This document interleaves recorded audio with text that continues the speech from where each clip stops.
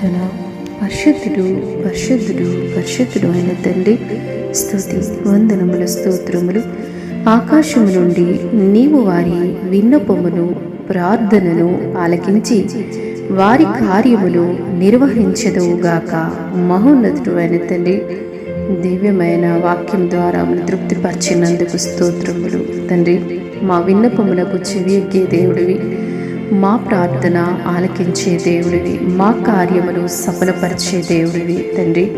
నీ ప్రియబిడలు నిర్వహించుచున్న ప్రతి కార్యము పట్ల నీ ముఖ్య ఉద్దేశము, నీ ప్రణాళిక తప్పకుండా ఉంటుంది తండ్రి నాయనా. ఎందుకంటే నీ ప్రియబిడలు పరిపూర్ణంగా నీ మీద ఆధారపడినప్పుడు దేవ, వారు చేసే ప్రతి విజ్ఞాపన ప్రార్థన తండ్రి జవాబులను ఇచ్చే దేవుడు మీరే కదా తండ్రి. వారు ప్రార్థించుచుండగా తండ్రి, వారు నిర్వహిస్తున్న ఒక దైవ కార్యాలను ప్రభా తప్పకుండా మీరు సఫలత ఇచ్చే దేవుడు. ఎందుకంటే ఆ ప్రియబిడ్డలు నీ యందు భయభక్తులు కలిగి నీ మందిరములో ప్రార్థన చేసుకుని ప్రతి విషయములో నీ సన్నిధిలో వివరించుకుంటూ ముందుకు సాగుతూ ప్రభా ప్రతి కార్యాన్ని ప్రభా నీ మీద ఆనుకొని నిర్వహించుచుండగా తగిన కాలమందు తగిన సమయమందు వారిని తప్పకుండా సంతృప్తిపరిచే దేవుడు నీవే తండ్రి. దేవా, ఏ ప్రార్థన వృధా పోదని నీ వాక్యం ద్వారా మాకు సెలవిచ్చుచున్నారు. నీ ప్రియబిడలు చేస్తున్న ప్రతి విజ్ఞాపన కార్యములను సఫలము చేయండి తండ్రి. ఎందుకంటే మా దేవుడు ఆకాశమందున్నావు తండ్రి నాయన.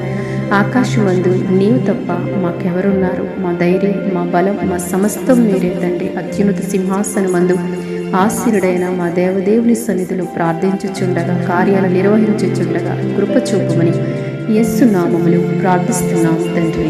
ఆమేన్.